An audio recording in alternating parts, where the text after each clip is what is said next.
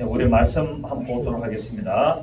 오늘 말씀은 요한복음 12장 20절에서 36절까지 되겠습니다. 요한복음 12장 20절에서 36절까지 제가 읽도록 하겠습니다. 그 이튿날에는 명절에 온 큰 무리가 예수께서 예루살렘으로 오신다는 것을 듣고 종려나무를 가지고 맞으러 나가 외치되 호산나, 20절부터 읽겠습니다. 20절. 요한복음 12장 20절부터 36절까지 명절에 예배하러 올라온 사람 중에 헬란 몇이 있는데 그들이 갈릴리 베세다 사람 빌립에게 가서 청하 이르되 선생이여 우리가 예수를 배우고자 하나이다 하니 빌립이 안드레에게 가서 말하고 안드레와 빌립이 예수께 가서 여쭈니 예수께서 대답하시되 인자가 영광을 얻을 때가 왔도다. 내가 진실로 너에게 이르노니 하늘의 밀이 땅에 떨어져 죽지 아니하면 하늘 그대로 있고 죽으면 많은 열매를 맺느니라. 자기의 생명을 사랑하는 자는 이를 볼 것이요 이 세상에서 자기의 생명을 미워하는 자는 영생하도록 보존하리라. 사람이 나를 섬기려면 나를 따르라. 나 있는 곳에 나를 섬기는 자도 거기 있으리니 사람이 나를 섬기면 내 아버지께서 그를 귀히 여기시리라. 지금 내 마음이 괴로우니 무슨 말을 하리요? 아버지여 나를 구하여 이때를 면하게 하여 주옵소서. 그러나 내가 이를 위하여 이때 왔나이다. 아버지여 아버지의 이름을 영광스럽게 하옵소서 하시니 이 하늘에서 소리가 나서 이르되 내가 이미 영광스럽게 하였고 또다시 영광스럽게 하리라 하시니 곁에 서서 들은 무리는 천둥이 울었다고도 하며 또 어떤 이들은 천사가 그에게 말하였다고도 하니 예수께서 대답하시되 이 소리가 난 것은 나를 위한 것이 아니요 너희를 위한 것이니라. 이제 이 세상에 대한 심판이 이르렀으니 이 세상의 임금이 쫓겨나리라. 내가 땅에서 들리면 모든 사람을 내게로 이끌겠노라 하시니 이렇게 말씀하시면 자기가 어떠한 죽음으로 죽을 것을 보이심이더라. 이에 무리가 대답하되 우리는 율법에서 그리스도가 영원히 계신다함을 들었거늘 너는 어찌하여 인자가 들려야 하리라 하느냐. 이 인자는 누구냐? 예수께서 이르시되 아직 잠시 동안 빛이 너희 중에 있으니 빛이 있을 동안에 다녀 어둠에 붙잡히지 않게 하라. 어둠에 다니는 자는 그 가는 곳을 알지 못하느니라. 너희에게 아직 빛이 있을 동안에 빛을 믿어라. 그러면 빛의 아들이 되리라. 아멘. 우리가 이 자연을 보면은 곡식이 이 열매를 맺게 되죠. 또 곡식이 열매를 맺든지 또 이렇게 꽃들이 이렇게 계속 퍼지면서 만발하게 되기 위해서는 반드시 씨앗 하나가 떨어져야 됩니다. 이제 조금 있으면 이제 봄이 올 텐데 봄이 오면은 또 파종을 하게 되잖아요. 파종할 때 그 씨를 하나 뿌리면은 씨 하나 뿌린 데서 곡식 열매가 하나 맺히는 게 아니잖아요. 씨를 하나 뿌리면은 거기서 많은 열매가 맺히는 것을 볼 수 있습니다. 오늘 본문에서 예수님께서 자신을 하늘의 밀이라고 말씀을 하고 있습니다. 그래서 자신을 하늘의 밀로 비유하시면서 내가 죽음으로 말미암아 많은 영혼들이 부활을 이루게 된다는 것을 말씀하시고 하나님의 기뻐하시는 수수의 역사가 일어나게 되는 것을 이제 말씀을 하고 있습니다. 예수님께서 인자의 영광을 얻을 때가 왔다라고 오늘 본문에서 말씀하고 있습니다. 이방인과 헬라인들이 예수님의 소문을 듣게 되죠. 예수님의 소문을 듣고 이제 이스라엘 나라에 밖에 있는 이방인들과 또 그 나라의 안에 있던 그 이방인들과 헬라인들이 예수님의 소문을 듣고 굉장한 능력을 나타내고 어떤 표적과 지사와 이적을 나타내고 그런 소문이 막 퍼져가니까 예수님께 와서 예수님을 좀 만나고 싶다라고 요구를 합니다. 왜? 헬라인들은 시식을 이렇게 막 서로 나누고 일을 하는 걸 좋아하잖아요. 그죠? 그리고 헬라인들은 지식과 지혜를 추구를 합니다. 그래서 예수님께 와가지고 당신께 들은 소문들이 많은데 당신의 지혜를 좀 듣고 싶습니다. 한번 토론하고 싶습니다. 이런 의도로 예수님께 왔습니다만은 예수님께서 말씀하시기를 이제 내가 죽을 때가 됐다고 말합니다. 자, 여러분 좀 이상하지 않습니까? 예수님을 만나고 싶다라고 이야기하면은 예수님이 싫다라든지 좋다라든지 이렇게 이야기를 해야 우리가 이론적으로 맞는데, 지금 이방인들이 예수님을 좀 선생님을 좀 만나서 토론을 하고 싶습니다라고 하니까 내가 죽을 때가 됐다라고 이야기를 하고 있습니다. 그래서 좀 언밸런스, 좀 뭔가 앞뒤가 맞지 않는 이야기를 이렇게 하시고는 연이어서 내가 하늘에 밀려왔다라고 이렇게 비유를 말씀했습니다. 자, 이때까지는 예수님이 제자들이나 사람들에게 아직 내 때가 이르지 아니했다라고 이야기했습니다. 내 때가 이르지 아니했다라고 계속 말하고, 예수님께서 그 물로 포도주를 만드는 간의 혼인 자체도 내 때가 아직 이르지 아니했다라고 이야기를 하고 계속 그렇게 했으나, 이제 이방인들이 만나자는 이 청함을 듣고는 드디어 내 때가 이르렀다라고 말씀을 하고 있습니다. 뭔가 좀 잡히는 게 있죠, 그죠? 자, 이것은 예수님께서 십자가에서 죽으시는 것이 영광을 얻는 것이고, 이 영광은 이제 이스라엘만 위한 것이 아니라 모든 이방인들 위하여 죽는 것을 말씀했습니다. 그리고 예루살렘의 유대인들이 계속 물었을 때는 내 때가 아직 이르지 않았다, 내 때가 이르지 않았다는데, 드디어 이방인들이 와서 예수님께 만남을 요구하니까 드디어 이제 내가 죽을 때가 가까웠다라고 말하고 있습니다. 결국 뭡니까? 복음이 이스라엘에서 이방인에게로 이제 넘어가는 것을 상징하고 있음을 알 수 있습니다. 자, 그렇다면은 이렇게 하신 이유를 우리가 한 세 가지로 알아보야 되겠는데, 첫째, 구약 성경에서는 메시아에 대한 예언을 이렇게 많이 기록하고 있는데, 그 내용은 메시아가 이스라엘의 빛으로 온다고 이야기하지 않았고, 반드시 이스라엘의 그 오기는 오지만 이방인의 빛으로 온다고 성경에 예언을 했다고 말씀을 하고 있습니다. 자, 우리 이사야 42장을 보겠습니다. 이사야 42장을 보시면, 이사야 42장 1절을 봅니다. 이사야 42장 1절, 구약성경 1018, 구약성경 1018에 보면은 이게 예수님이 오실 것을 예언한 내용인데요. 내가 붙드는 나의 종, 내 마음에 기뻐하는 자, 곧 내가 택한 사람을 보라. 내가 나의 영을 그에게 주었은즉 그가 이방에 정의를 베풀려. 자, 메시아가 이 땅에 오는데 뭐하러 온다? 이방에 정의를 베풀려고 온다는 거예요. 어디다가? 이방인들에게 정의를 베풀려고 온다는 거예요. 하나님 아버지께서 메시아를 이 땅에 보내는데, 그는 내 마음에 기뻐하는 자요, 내가 택한 자인데 내가 나의 영을 주어서 내가 세상에 보낼 때 그를 이방에 정의를 베풀도록 보내고, 근데 그가 오면은 그는 외치지 아니하며 목소리를 높이지 아니하며 그 소리를 거리에 들리게 하지 아니하며 상한 갈대를 꺾지 아니하며 꺼져가는 등불을 끄지 아니하고 진실로 정의를 시행할 것이며, 그는 쉬하지 아니하며 낙담하지 아니하고 세상에 정의를 세우기에 이르리니 섬들이 그 교훈을 앙망하리라. 하늘을 창조하여 펴시고 땅과 그 소산을 내시며 땅 위에 백성에게 호흡을 주시며 땅에 행하는 자에게 영을 주시는 여호와께서, 하나님 여호와께서 이같이 말씀하시되, 나 여호와가 의로 너를 부르신즉 내가 내 손을 잡아 너를 보호하며 너를 세워 백성의 언약과 이방의 빛이 되게 하리니 라고 말씀하고 있습니다. 자, 하나님께서 예수 그리스도를 이 땅에 보낼 때 뭘 하러 보낸다? 이방의 빛이 되도록 보내겠다는 겁니다. 결국 예수님께서는 이 세상에 오신 것은 이스라엘을 구원하려고 오셨습니까? 모든 민족을 구원하려고 오셨습니까? 모든 민족을 구원하려고 예수님은 오신다는 겁니다. 이게 성경에 예언이 되어 있습니다.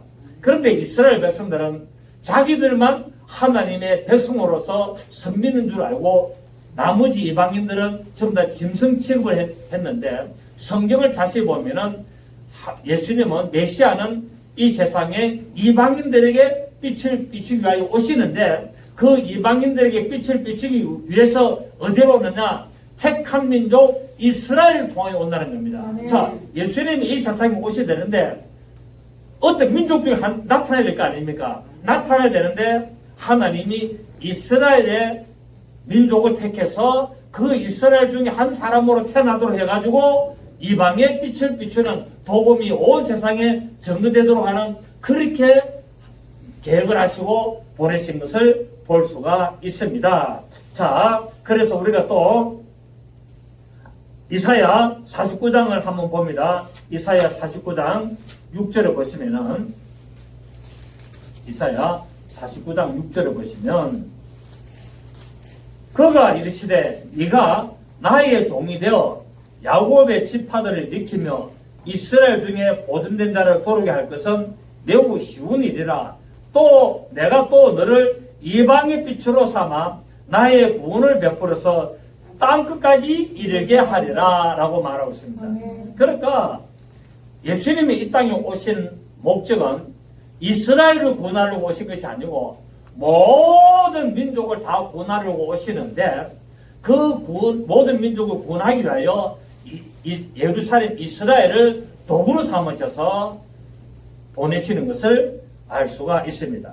그래서 오늘 예수님께서 내 때가 이르지 아니했다라고 계속 말씀하다가 드디어 이방인들이 예수님을 만나려고 하니까 이제서 비로소 내 때가 되었다라고 말씀하고 있는데 죽음 뭡니까? 내가 십자가에서 죽어서 나의 죽음과 부활을 통하여 모든 민족에게 빛이 되고 저들을 구원할 출발점이 되었다라고 말씀을 하고 있습니다.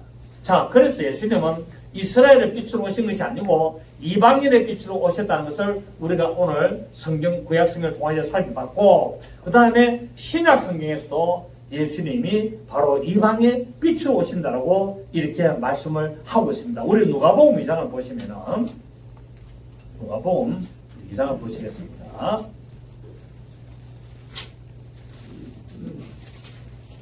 누가복음 2장 25절부터 보시면 누가복음 2장 25절을 보시면은 예루살렘에 시몬이라는 사람이 있으니 이 사람은 어렵고 경건하여 이스라엘의 위로를 기다리는 자라. 성령이 그 위에 계시더라. 그가 주의 그리스도를 보기 전에는 죽지 아니하리라는 성령의 지시를 받았더니 성령의 감동으로 성전에 들어가며 마침 부모가 율법의 관례들을 행하고자 하여 그 아기 예수를 데리고 오는지라 라고 이렇게 하면서 시몬이 이제 아기 예수를 보게 되고, 아기 예수를 보면서 뭐라고 말하냐면 30절에 보시면은 내 눈이 주의 구원을 보아사오니 이는 만민 앞에 예비하신 것이요. 만민은 뭡니까? 모든 민족에게 바로 예수님이 예비됐다는 것을 말씀하고 있고, 이거를 내가 뭡니까? 친 내 눈으로 보게 됐다는 겁니다. 그래서 32절에 이방을 비추는 빛이요 주의 백성 이스라엘의 영광입니다 라고 말하고 있습니다. 이 시몬이라는 사람이 이제 천사의 음성을 듣죠. 성령의 음성을 들으면서 뭐라고 했냐면은 메시아를 보기 전에는 너는 죽지 않는다라고 이제 음성을 듣습니다. 그래서 과연 내가 나이가 많지만은 죽을 때가 다 됐는데 성령님께서 이 메시아를 보기 전에는 죽지 않냐라고 했는데 과연 그 메시아가 누군지를 모른다는 거예요. 그래서 성전에서 계속 메시아를 기다리고 있었는데 드디어 이 아기를 안고 오는데 성령님께서 감동으로 저가 바로 그 아기가 바로 메시아라고 가르쳐줍니다. 그랬더니 성령에 감동된 시몬이 이 아기를 안고서 바로 이방을 비추는 빛이다 라고 고백을 하고 있습니다. 그래서 예수님은 이 세상에 이스라엘을 위한 빛이 아니라 이방의 빛으로 오시다는 것을 성경에 예언된 대로 구약 성경에서 누가복음에서 시몬을 통하여 증거가 되고, 세 번째 또 뭐냐면은 하나님의 뜻은 예수 그리스도의 죽음을 인하여 모든 이방인이 구원을 받기를 원한다고 성경은 사도를 통하여 말씀하고 있습니다. 우리 로마서 11장 보면은 로마서 11장 로마서 11장 25절입니다. 로마서 11장 25절을 보시면 형제들아 너희가 스스로 지혜 있다 하면서 이 신비를 너희가 모르기를 내가 원하지 아니하노니 이 신비는 이방인의 충만한 수가 들어오기까지 이스라엘에들은 우둔하게 된 것이라 라고 말씀을 했습니다. 그렇습니다. 예수님께서는 모든 인류가 구원받기를 원하시고 계시는데 이거는 구약 성경에 예언됐고 그 구약 성경에 예언된 대로 신약에 와서 시몬이 증거함으로 말미암아 성취가 되었고 이 성취된 것을 이제 사도 바울 예수님의 제자 이 사도가 결국 뭐냐면은 이방인의 빛으로 오신 목적이 뭐냐면은 모든 사람이 구원을 받기를 원해서 오셨다라고 이렇게 증언을 하고 있습니다. 이래서 모든 민족이 구원받기 위해서는 이스라엘이 예수를 믿지 아니할 것이다 라고 이렇게 말씀을 하고 있습니다. 그래서 우리는 지금도 그 완전 하나님의 뜻이 완전히 이루어질 때까지 우리는 구원의 복음을 온 세상에 증가하는 일들을 우리가 해야 될 줄 믿습니다. 그래서 앞에 찬송을 제가 온 세상 위하여를 찬송을 부른 겁니다. 우리가 하나님의 뜻은 예수 그리스도를 이 땅에 보내셔서 모든 민족, 모든 사람들이 구원받기를 원하시고 있지만 그들이 예수를 믿지 아니하고 선택을 하지 아니하고 따라가지 아니함으로 말미암아 멸망의 길로 가는 것을 우리는 볼 수가 있습니다. 그래서 우리는 한 영혼이라도 하나님 앞에 구원의 영혼으로 우리가 드릴 수 있도록 우리가 복음을 전하는 일에 쓰임받고 하나님의 뜻을 이루어가는 저와 여러분이 되어야 될 줄로 믿습니다. 자, 그러면서 예수님께서 이 이방의 빛으로 내가 왔고 모든 이방인들을 구원하기 위하여 내가 하늘의 밀로 왔다. 그러면서 하늘의 밀이 땅에 떨어져 죽음으로 말미암아 곧 십자가의 죽음으로 말미암아 부활 많은 영혼들을 부활하는 그 일을 내가 하러 왔다라고 말씀을 하고 있습니다. 예수님께서는 이처럼 하나님의 비밀과 하나님의 뜻을 이루시기 위하여 죽으시는 하늘의 밀로 땅에 심겨지는 그 십자가의 그 모든 일들을 이루게 되셨죠. 그래서 뭡니까? 예수님의 죽으심으로 말미암아 하나님의 그 역사가 이루어지게 되고 하나님의 놀라운 그 계획, 부활의 계획이 온전히 이루어지는 것을 볼 수가 있습니다. 자, 우리 본문 오늘 25절을 보시면 본문 25절을 보시면은 24절부터 보겠습니다. 본문 24절부터 보면은 내가 진실로 너에게 이르노니 하늘의 밀이 땅에 떨어져 죽지 아니하면 하늘 그대로 있고 죽으면 많은 열매를 맺느니라. 자기의 생명을 사랑하는 자는 잃어버릴 것이요 이 세상에서 자기의 생명을 미워하는 자는 영생하도록 보존되리라고 말씀을 하고 있습니다. 그렇습니다. 예수님께서 우리 많은 영혼들을 구원하시기 위하여 이제 십자가에서 죽으신 그 하늘의 밀이 되신 것은 결국 무엇을 이루기 위하면은 하나님의 뜻을 이룬데 빌보서 2장 6절 7절에 보면은 그건 하나님의 본체시지만 하나님과 동등됨을 취할 것을 여기지 않으시고 오직 자기를 비워 종형체를 가져서 사람들 같이 되었고 죽기까지 복종하셨다고 말씀을 하고 있습니다. 하나님의 본체를 가지신 그분께서 그 하나님의 본체를 비우고 종형체로죠. 자, 예수님이 이 세상에 오신 그 모습은 사람의 모양으로 왔는데 하나님의 본체입니까? 종의 행체입니까?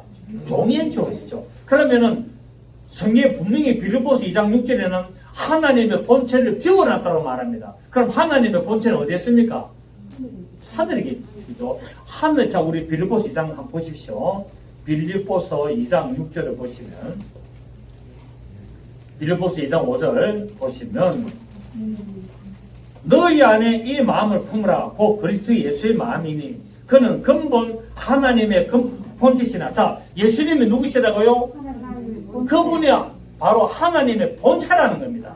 그는 근본 하나님의 본체시나 하나님과 동등됨으로 찰고 새기지 아니하시고 오히려 자기를 비워 종의 형체를 가지사 사람들과 같이 되시고 사람의 모양으로 나타나사 자기를 낮추시고 죽기까지 복종하셨으니 그 십자가에 죽으십니다. 결국 하나님의 본체이신 그분이 하늘에 계실 때는 하나님으로 계셨는데 이 세상에 오시기 위하여 그 본체를 비워놓고 사람의 모양으로 오려고 하니까 사람의 모양으로 오려고 하니까 어디로 들어가야 됩니까?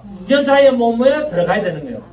여자의 몸에 들어가서 잉태돼 가지고 태어나니까 뭐로 옵니까? 사람의 모양으로 태어나는 겁니다. 아멘.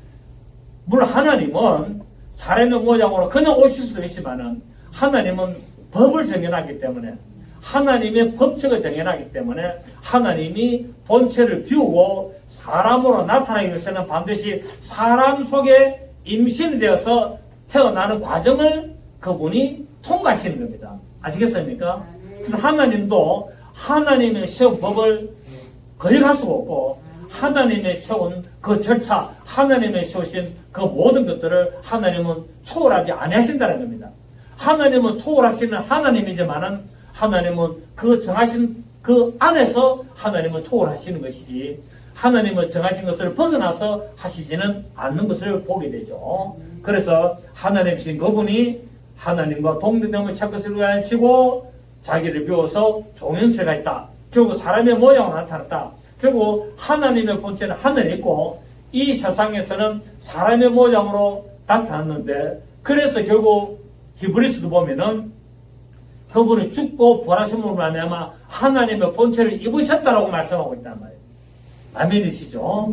그래서 이제 그분이 사람의 모양으로 나타날 때 그 사람의 모양 안에 무엇을 담궜냐면은 하나님의 형체가 될 씨를 가지고 오신 것을 말씀하고 있습니다.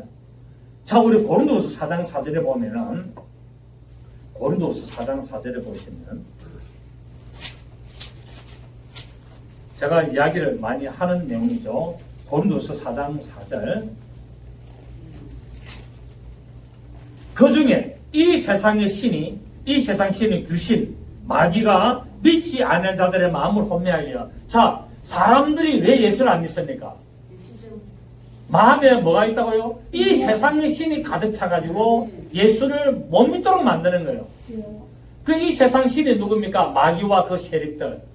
결국 이 세상 신이라는 마귀, 귀신들이 사람들의 마음에 들어와서 예수님을 믿지 못하도록 자꾸 만든다는 거예요. 그래서 다른 종교들을 찾게 되고 어떤 도덕과 윤리를 찾게 되고 어떤 물질과 세상의 즐거움과 쾌락을 찾도록 만드는 것이 이런 세상신, 그 귀신의 세력들이 이렇게 하는 겁니다. 자, 보시면은 그 중에 이 세상의 신, 그 마귀의 세력들이 믿지 않는 자들의 마음을 어떻게 한다고요? 혼미하게 한다고요. 그래서 예수 믿자, 우리가 예수 믿고 천국 가자 이렇게 복음을 전하면은 사람들이 어쩝니까? 긴가민가 하면서 진짜 뭐 천국이 있나 지옥이 있나 진짜 하나님이 있나 이런 식으로 막 의심하게 되는 겁니다. 누가 그렇게 한다고요? 세상신이. 이 세상신이 사람들의 마음에 그렇게 만든다는 거예요. 혼미하게 하여 그리스도의 영광의 복음에 광채가 비치지 못하게 하미니 그리스도는 하나님의 형상이다. 그러니까 이 땅에 태어나신 예수님이 결국 누구라고요? 그분이 하나님인데 그분은 종의 형체로 오셨지만은 그 안에 하나님의 형상으로 오셨다는 거예요. 그 하나님의 형상이 바로 뭡니까? 우리가 하나님의 미래에 있는 신운이라고 말씀을 하고 있습니다. 그래서 골로새서 2장 9절에 보면은 그 안에는 신성의 모든 충만이 육체 안에 가시고 그리고 예수님의 육체 안에는 하늘의 신성한 모든 충만이 그 안에 다 가했다라고 골로새서 2장 9절에서 말씀을 하고 있습니다. 여러분, 보리 씨앗이 심겨져야 보리가 납니다.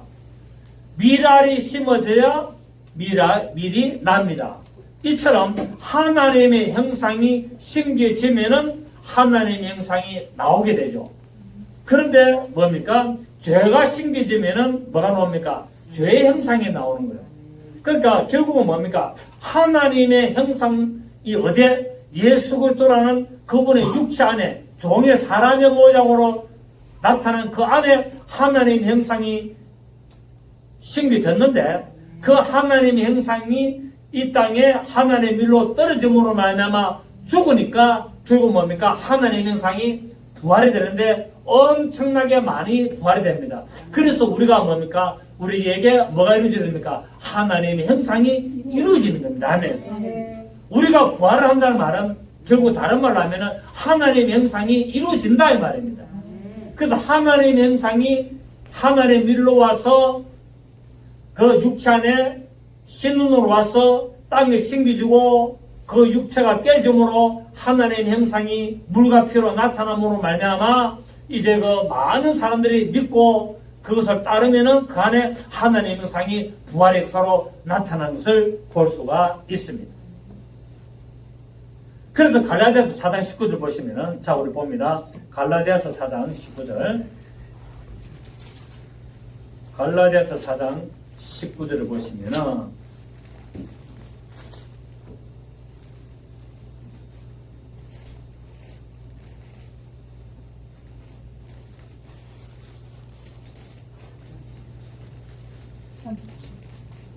그리스도 형상이 이루기까지 19절입니다. 시작. 나의 자녀라 너희 속에 그리스도의 형상 이루기까지 다시 너희를 위하여 회산하는 소망이다. 우리 속에 뭐가 이루어져야 된다? 그리스도의 형상, 하나님의 형상이 이루어져야 된다고 말씀하고 있습니다. 그렇습니다. 예수님께서는 한 마리의 어린 양으로 오셨죠. 그죠? 그래서 성경에는 예수님이 오신 것을 비유를 하는데 한 마리의 어린 양으로 오셨다고 말하고 있고 하늘의 밀로 오셨다고 말합니다. 이 두 개의 위에는 예수님이 오신 것을 비유하지 않습니다. 자, 예수님이 이 땅에 오신 것을 두 가지를 비유하는데 첫째는 뭐라고요? 한 마리의 어린 양으로 오셨다고 말하고 두 번째는 하늘의 밀로 오셨다고 말하고 있죠. 자, 한 마리의 어린 양으로 오셨다는 말은 그분이 죽어서 피를 흘리도록 예정됐다는 것을 말하고 있습니다. 자, 어린 양이 죽어서 피를 흘리면 부활합니까? 안 합니까? 끝나잖아요.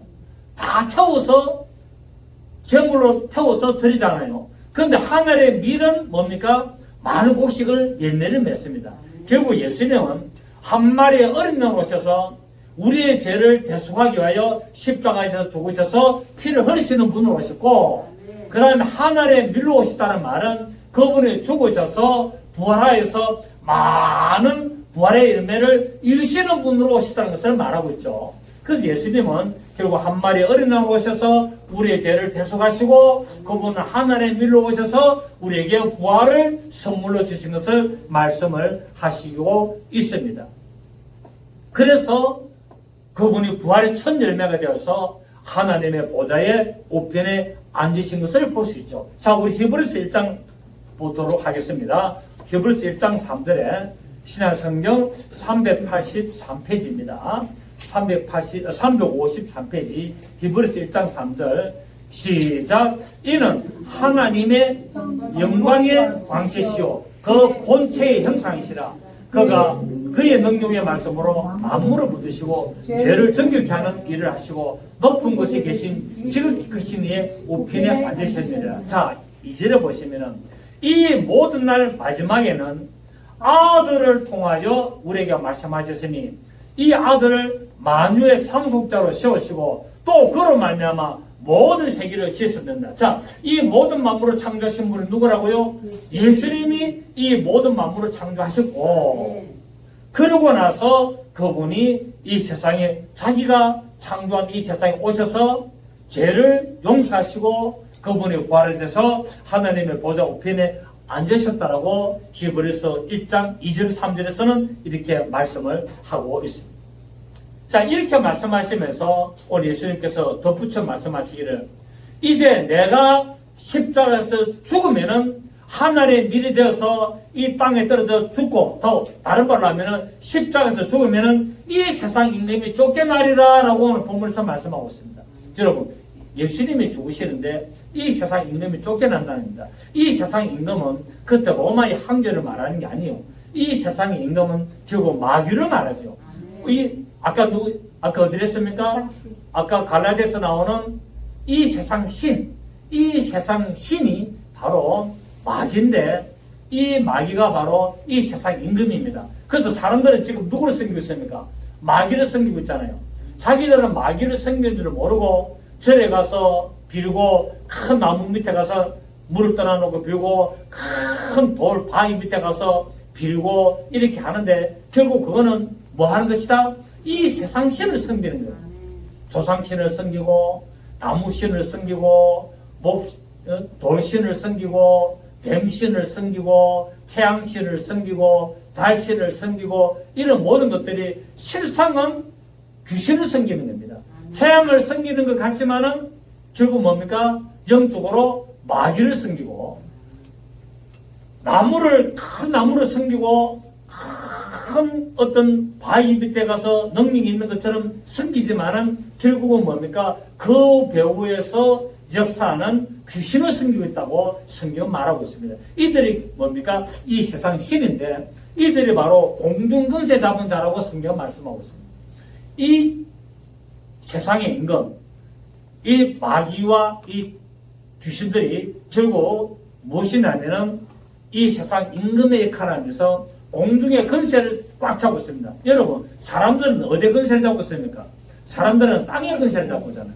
사람들은 땅의 근세를 잡고 내가 대통령이니, 내가 왕이니, 내가 무슨 장군이니 이렇게 땅에서 근세를 잡고 있지만은 그 한 단계 위에 레벨을 타면은 이 공중이라는 곳이 있는데 이 공중 근세 잡은 자가 누구냐면은 바로 마귀의 세력들이 공중의 근세를 잡고 공중의 근세를 잡아서 땅에 있는 근세를 조정하고 있다는 사실입니다. 아멘. 그러니까 이 땅의 근세는 사람들이 잡고 있지만은 이 땅의 근세를 잡고 있는 사람들을 조종하는 근세가 누구다? 공중 근세 잡은 자 곧 마귀와 귀신들이고, 그리고 이들 위에 또 근세가 있는데 그것이 뭐냐면은 신들의 하늘에, 천사들의 하늘에서 존재하는 하나님을 부르시는 영들, 천사들이 근세를 가지고 있고, 그래서 뭡니까? 결국 우주를 다스리는 모든 근세를 누가 한다? 하나님의 다스리는 천사들이 모든 근세를 좌지우지하고 있고, 그들을 다스리는 존재가 누구냐면은 성령님이십니다. 아멘. 그들을 다스리는 존재가 바로 하늘들의 하늘에 계시는 바로 성령입니다. 그래서 이 거처가 있죠. 땅이 있고 공중근세가 있고 천사들의 하늘이 있고 하늘들의 하늘이 성경에는 있죠. 첫째 하늘, 둘째 하늘, 셋째 하늘처럼 결국 뭡니까? 모든 구획이 있고 모든 어떤 지위가 있고 모든 한계가 있는 것을 말하고 있죠. 그래서 성경 욥기서 보면 하나님이 뭡니까? 한계를 정해놨다라고 말하고 있잖아요.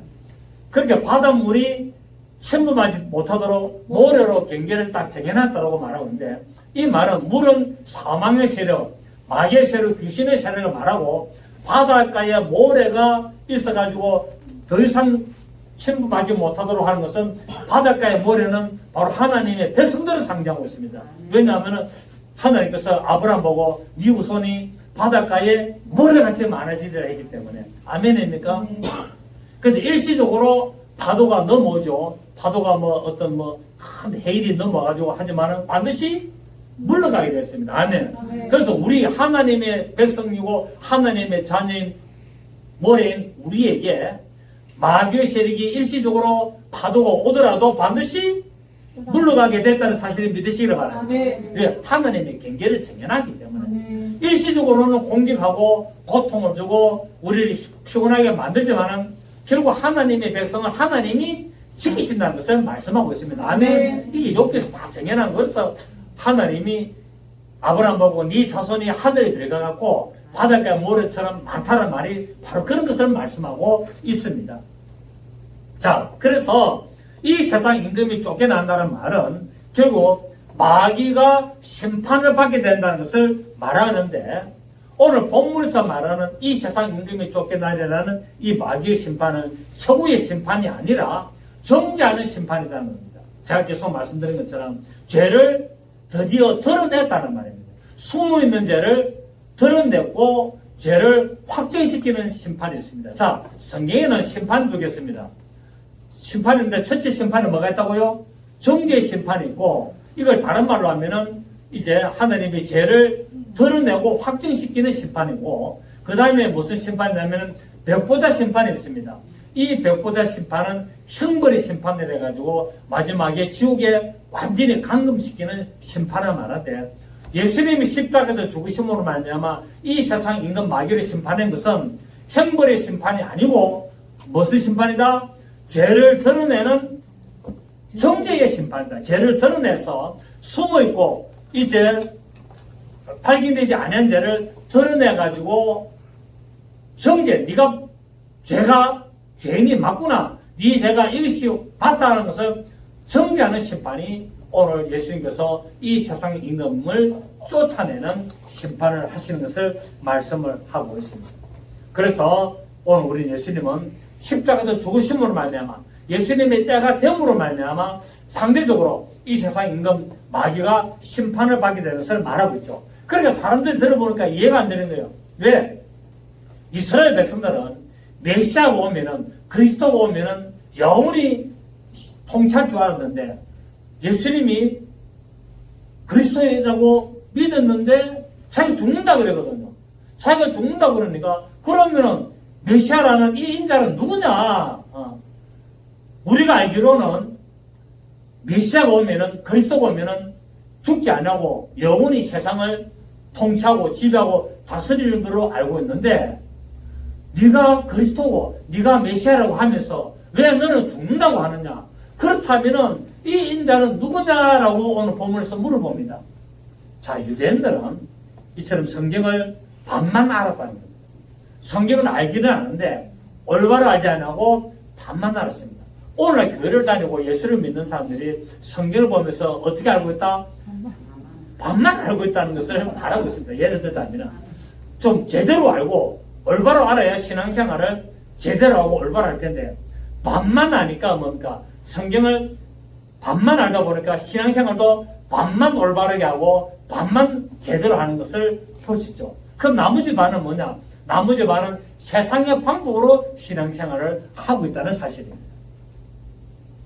성경에는, 구약 성경에 분명히 메시아가 죽도록 예언을 해놨습니다. 자, 우리 시편 22편을 보십시오. 시편 22편을 보시면, 성경을 모르니까 이러면 시편 22편 1절부터 15절까지 다 봐야 되지만 시간이 없으니까 일단 결론적으로 15절만 보겠습니다. 22장 1절부터 15절까지가 지금 예수님이 오셔서 하실 일을 말하고 있는데 시간이 없기 때문에 15절만 보는데, 내 힘이 말라 질거릇 조각 같고 내 혀가 입천장에 붙었나이다. 주께서 또 나를 죽음의 진토 속에 주시다. 죽음의 진토가 뭡니까? 무덤 아닙니까? 맞습니까? 죽음의 진토 속에 두시나이다. 그러니까 결국 메시아는 어디에 들어가야 된다? 무덤 속에 들어갔다 나와야 된다는 거예요. 그렇게 이렇게 예언되어 있는데 이스라엘 백성들은 이런 말씀들을 메시아에 대한 줄을 몰랐다는 사실입니다. 그러니까 하나님의 뜻을 모르니까 메시아는 안 죽는다 했지 않느냐라고 하는데, 성경은 메시아가 오면은 반드시 무덤 속에 들어가야 된다라고 말씀을 하고 있습니다. 자, 우리 또 한 번 더 봅니다. 이사야 53장 보십시오. 이사야 53장을 보시면 그 성경을 제대로 알아야 된다, 몰아야 된다. 자, 이사야 53장 1절에 보면은 우리가 잘 아는 그가 찔리면 이제 이게 뭐죠, 그죠? 1절부터 봅니다. 우리의 전한 것을 누가 믿느냐? 여호와의 팔이 누구에게 나타났느냐? 그는 메시아는 주 앞에서 자라나기를 연한 순 같고 마른 땅에서 나온 뿌리 같아서 곰 모양도 없고 풍채도 없은즉 우리의 보기에 허무할 만한 아름다운 것이 없도다. 그는 예수 그리스도는 멸시를 받아 사람들에게 버림받았으며 강군을 많이 겪었으며 질고를 아는 자라. 마치 사람들의 벽에서 얼굴을 가린 같이 멸시를 당하였고 우리도 그를 귀히 여기지 아니했도다. 그는 실로 우리의 질고를 지고 우리의 슬픔을 당하였거든 우리는 생각하기를 그는 징벌을 받아 하나님께 맞으며 고난을 당한다 하였노라. 그가 찔림은 우리의 허물 때문이요 그가 상함은 우리의 죄악 때문이라. 그가 징계를 받음으로 우리가 평안을 누리고 그가 채찍에 맞음으로 우리는 나음을 받았다. 자, 메시아가 오면은 아주 멋지게 온단 말입니까? 고난을 당한단 말입니까? 고난. 그 예수님이 오셔서 얼마나 채찍을 맞았습니까? 옷 다 벗기고 채찍을 받으면서 결국 이렇게 되리라고 예언을 해놨단 말입니다. 아멘? 그러면서 9절에 보십시오. 그는 강포를 행하지 아니하였고 그의 입은 거짓이 없었으나 시작 그의 무덤이 악인들과 함께 있었으며 그가 죽은 후에 부자와 함께 있었다. 자, 메시아가 오면은 고난을 당하다가 어떻게 한다고요? 죽어서 무덤 속에 들어가는데 부자가 파놓은 무덤에 들어가게 된다고 말하고 있죠. 그래서 예수님이 나중에 십자가에서 죽으시고 3일 동안 무덤에 들어가는데 어디 들어갑니까? 아리마대 부자 요셉의 무덤에 딱 들어가지 않습니까? 그 성경을 그대로 이루는 것을 보게 됩니다. 결국 유대인들은 성경을 제대로 알지 못했기 때문에 어렴풋이 알았기 때문에 예수 그리스도의 죽으심과 부활하심을 깨닫지 못하고 그래서 건방지게 네가 하나님의 아들이냐? 너는 하나님을 모독 행자라고 십자가에 못 박혀 죽였습니다. 그런데 하나님은 사용하신다는 사실입니다. 하나님은 하나님의 뜻을 이루시기 위하여 선한 자도 사용하시고 악한 자도 사용하십니다. 그런데 하나님의 뜻이 사용됐다고 해서 악한 자가 하나님의 도구입니까? 아니지 않습니까? 저거는 뭡니까? 하나님의 선한 그 역사를 이루시고 버림을 받게 된다는 거예요. 우리가 잘 아는 가룟유다. 가룟유다도 예수님의 제자였지만 악한 자이기 때문에 하나님의 뜻을 십자가에서 죽으시고 그분이 부활하시는 그 뜻을 위하여 악하게 쓰임받고 버림을 당하지 않습니까? 아멘. 이처럼 우리는 신앙생활 할 때 교회를 다닌다고 해서 중요한 것이 아니라 하나님의 뜻에 선하게 쓰임받아야 될 줄 믿습니다. 교회 다니면서 악하게 쓰임받는 자들이 얼마나 많습니까? 내가 신앙생활 잘하고 내가 교회 열심히 다닌다고 하면서 하나님의 뜻을 대적하고 하나님의 말씀을 대적하는 그 일들이 너무나 많습니다. 왜? 자기는 그게 선한 줄 알았다는 거예요. 자기는 그게 잘하는 줄 알지만 하나님의 뜻을 볼 때는 그것이 뭡니까? 악한 자라는 거예요. 그래서 결국 뭡니까? 하나님의 뜻 안에서 교회 안에서 쓰임받고 나중에 버림을 당하는 것을 우리는 보게 되죠. 그래서 우리가 교회 다닌다고 다 구원받는 것이 아니라 하나님의 선한 뜻에 쓰임을 받아야 되는 것을 우리가 알아야 된다는 사실입니다. 그래서 우리는 이런 오늘 예수님의 말씀을 보면서 정말 우리의 신앙생활은 어떻게 되느냐? 말씀을 따라가야 된다는 것을 말씀을 하고 있습니다. 아멘. 모세가 뱀을 든 것 같이 예수님도 십자가에 달려야 된다는 사실을 성경에서는 예언하고 있는데 이스라엘 백성들은 몰랐다는 사실입니다. 그래서 모세가 광야에서 노뱀을 들었는데 그 노뱀을 쳐다봐라는 거예요. 결국 뭡니까? 이 말은 뭐냐면은 예수님이 십자가에서 죽으신 그 사실을 바라보고 믿으라. 그런 자는 뭐한다? 살려라 라고 말씀하고 있는데 이스라엘 백성들은 메시아는 안 죽는다. 메시아는 그런 일을 당하지 않는다라는 성경을 왜곡했고 성경을 50%만 알았기 때문에 결국 저들이 멸망으로 갈 수밖에 없었습니다. 결국 뭡니까? 성경을 모르면은 멸망할 수 있다. 아멘. 교회를 아무리 열심히 다녀도 성경을 모르면은 멸망할 수 있다는 사실을 오늘 본문에서 분명히 깨달아야 될 줄을 믿습니다. 그래서 여러분 주님의 이 말씀을 오늘 우리가 되새기면서 이 세상에 대하여서는 우리의 모든 것을 내려놓고 하나님에 대하여서는 산자가 되고 하나님의 말씀을 따라서 부활의 그 권능과 역사에 어디에 동참하는 저와 여러분이 되어야 될 줄을 믿습니다. 그리 되시기를 예수 이름으로 축복합니다. 살아계신 주님 감사합니다.